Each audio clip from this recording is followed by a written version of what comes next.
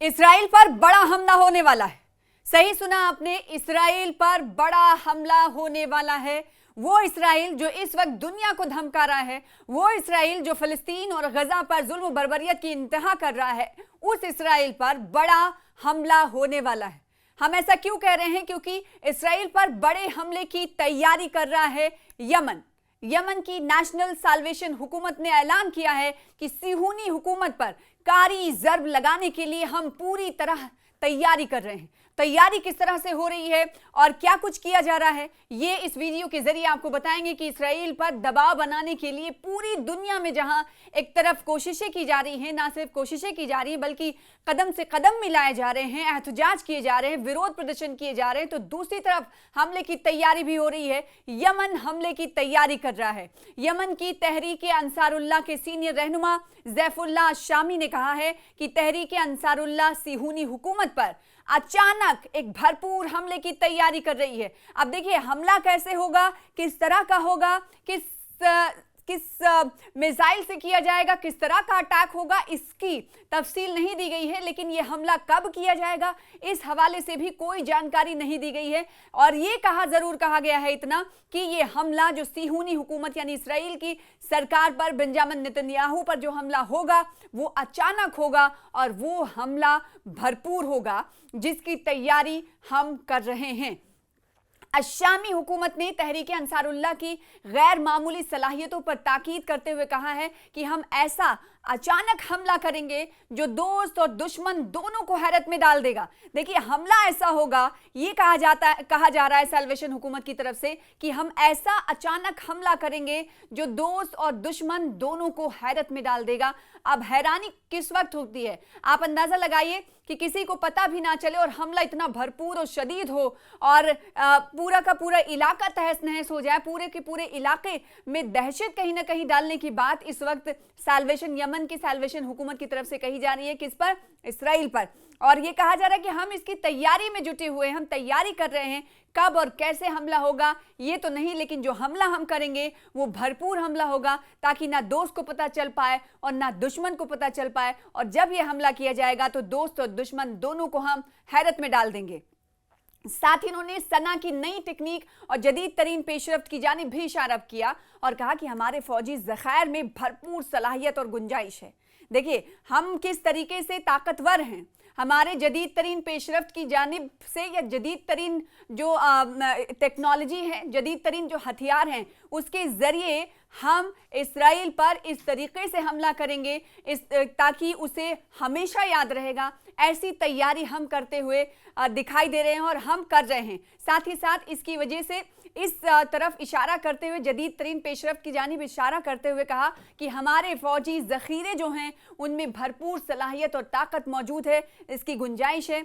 अशामी ने मजीद कहा कि मजीद वसाइल होते तो समंदर से उबूर करके फ़िलिस्तीनी महाज में शामिल हो जाते। देखिए ये बहुत बड़ी बात है कि जो फ़िलिस्तीन पर जुल्म बर्बरियत इस वक्त इस्राइल कर रहा है, भले ही दुनिया इकट्ठा हो रही हो, अशामी ने तो यहाँ तक कह दिया कि अगर हमारे पास मज़ीद रिसोर्सेज होते, वसाइल होते तो हम समंदर पार, समंदर को उबूर कर लेते और फ़िलिस्तीनी महाज में शामिल हो जाते। वो फ़िलिस्तीनी महाज जो इस वक्त इस्राइल का डट कर सामना कर रहे हैं और दर्जनों लोग शहीद हो रहे हैं, इसी फ़िलिस्तीनी महाज में शामिल हो जाने की बात इस वक्त अशामी कहते हुए नजर आ रहे हैं। अशामी कौन है? वो तहरीक अंसारुल्लाह के रहनुमा हैं। तहरीक अंसारुल्लाह के रहनुमा का ये बयान मकबूजा फ़िलिस्तीन पर यमन की मुसल्लह अफवाज के वसी ड्रोन हमलों के बाद सामने आया है।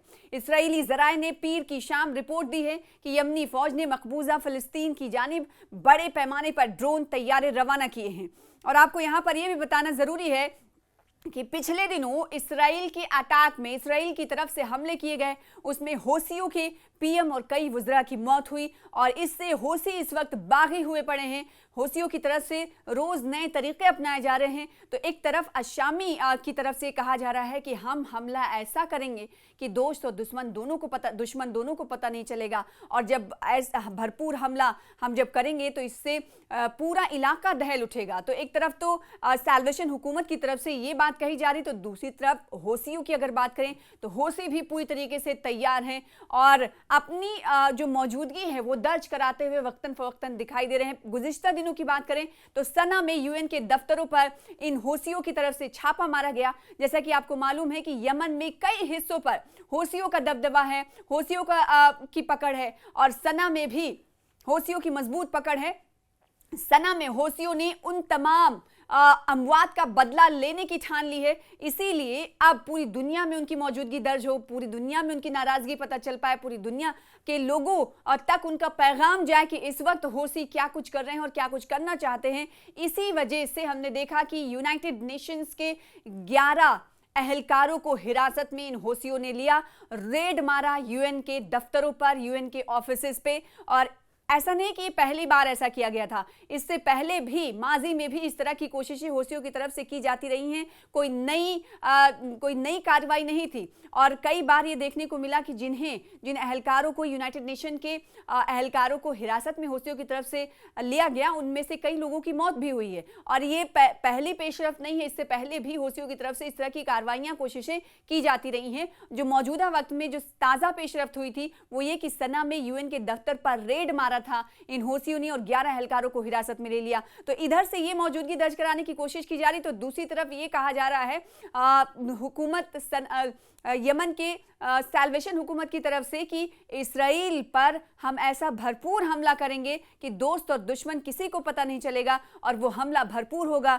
जिससे सभी हैरान हो जाएंगे कि हमने हमला सिहूनी हुकूमत को ताकतवर और भरपूर हमले से हम हैरान और परेशान कर देंगे। ये कहना है यमन के सैल्वेशन हुकूमत का और इस तहरीक से जुड़े मेंबर्स का ये कहना है कि हमें अपनी फ़ौज पर फ़ख्र है, हमारे फ़ौज की ताकत बहुत बड़ी है, बहुत मजबूत है। लिहाजा अगर मौजूदा वक्त में उन्होंने कहा कि हमारे पास अगर और ज़्यादा रिसोर्सेज होते तो फ़िलिस्तीनी महाज में भी हम शामिल हो जाते। इस बयान से अंदाज़ा लगाया जा सकता है कि इस वक्त इसराइल को घेरने की कोशिश या इसराइल पर ताकत का इस्तेमाल करने की कोशिश किस तरह से हो रही है और किन किन ममालिक तरफ से हो रही है, किन किन सरकारों की तरफ से हो रही है। चाहे इक्तिसादी की बात करें, इक्तिसादी दबाव की बात करें, सियासी दबाव की बात करें या ताकत के इस्तेमाल की बात करें, इस वक्त इसराइल को घेरने की कोशिश लगातार जारी है। तो इसराइल को हर तरफ से घेरने की कोशिश इधर की जा रही है। मौजूदा वक्त में अगर देखें तो ये कहा जा सकता है कि लामबंद किया जा रहा है इसराइल को यूरोपीय यूनियन की तरफ से। सितंबर में आपको मालूम है कि झटका मिलने वाला है। यूरोपीय यूनियन के कई सारे ममालिक, आपको पता है कि 27 ममालिक इस यूरोपीय यूनियन के मेंबर्स हैं। इनमें से कई ममालिक ने 2 नेशन थ्योरी को बढ़ावा देने की बात कही है और फ़लस्तीन को एक स्टेट के तौर पर तस्लीम करने की बात कही है। तो दूसरी तरफ हमने ये देखा कि इक़्तिसादी तौर पर इसराइल को कैसे पीछे छोड़ा जाए और उसे किस तरीके से कमज़ोर किया जाए, इसकी भी हिकमत अमली वक्तन फ़वक्तन मुरत्तब की जाती रही है। और तीसरी तरफ हम देखें कि सियासी दबाव कैसे किया जाना है इसराइल पर, इसको लेकर भी कोशिशें होती रही हैं। और कई पिछले दिनों ये देखा गया कि टर्की में एक गज़ा कॉन्फ्रेंस हुआ था जिसमें 150 उलमा इकट्ठा हुए थे और पैलेस्टीनियन डिक्लेरेशन वहाँ से जारी हुआ था।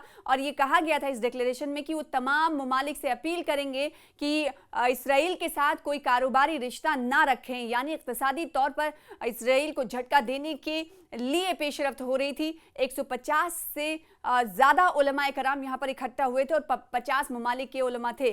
और दूसरी तरफ टर्की के एक वजीर जद्दा में जाकर ये कहते हैं कि इसराइल के खिलाफ हमें कुछ न कुछ आने वाले दिनों में हिकमत अमली मुरत्तब करनी होगी। कड़े अल्फाज में कहा जाता है कि इसराइल को जवाब देने का अब वक्त आ गया है, टाइम फॉर एक्शन आ गया है। कहीं ना कहीं उनकी तरफ से ये कहा गया कि अब हमें एक साथ आना है और एक साथ आकर दबाव नहीं, अब एक्शन की तैयारी करनी है। यानी इस वक्त इसराइल को सबक सिखाना है, इसके लिए अब हमारे पास ज़्यादा वक्त नहीं है, अब एक्शन उठाना पड़ेगा, एक्शन करना पड़ेगा। टाइम फॉर एक्शन आ चुका है और ये मौजूदा जो वक्त है, मौजूदा वक्त में ही हमें इसराइल को सबक सिखाने के लिए कुछ ना कुछ करने की ज़रूरत है। तो चारों तरफ से आपको बताएं कि इसराइल को घेरने की कोशिश लगातार हो रही है। अब यमन के अशामी सैल्वेशन हुकूमत की तरफ से कहा गया है कि वो बड़े हमले की तैयारी इसराइल के खिलाफ कर रहा है।